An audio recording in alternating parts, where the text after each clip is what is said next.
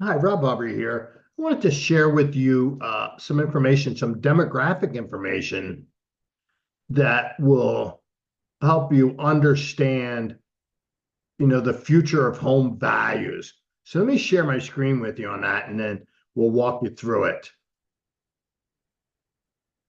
So here's a chart showing all the different, different generations, their current age, the population, the home ownership rate by age 30 and by age 40. So let's look at that. So boomers.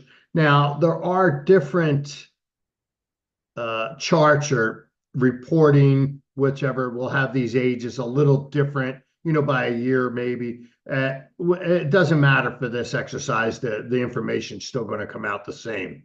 So obviously the boomers, the largest home ownership rate, then you got Gen X.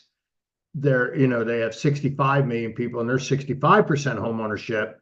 And then it's shown by age when they turn 30, how many, blah, blah, blah. And so millennial, the largest generation, they have a home ownership rate of 45%. And by the time they're 30, 30, they had 33%. Now we have Gen Z that's trailing. Now, Gen Z, granted, they're young, but there's 69 million of them, not to be discounted out. I mean, there's 69 million people, and they're, right now they're only 8% of home ownership rate. And that could be for, obviously because they're young. And so you really only have, about half of them are, excuse me, old enough to even legally own a home. So, so anyway, so that's that. So now let's look into the future, right?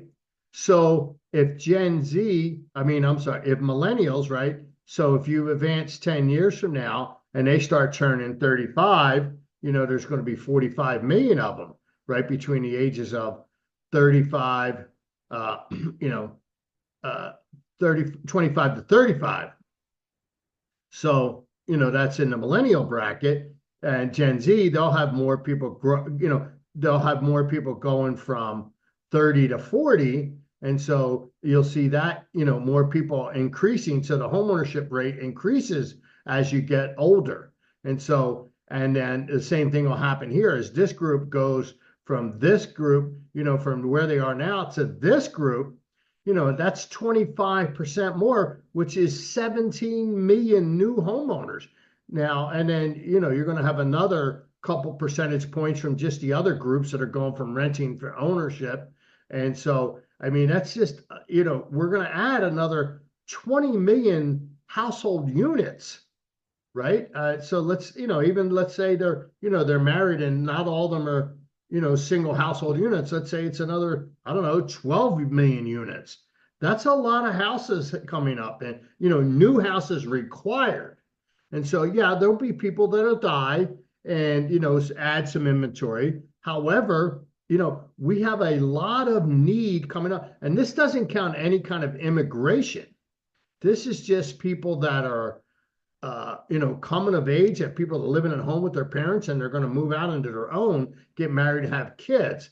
So you can see that the pressure that this demand has is I don't see home values going down and in the next decade or so. We usually have these kind of ups and downs, and then everybody's talking about a crash.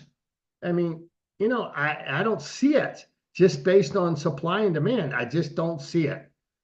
So anyway, those are my thoughts on how that works. If you have any questions, just reach out to me anytime. See you guys.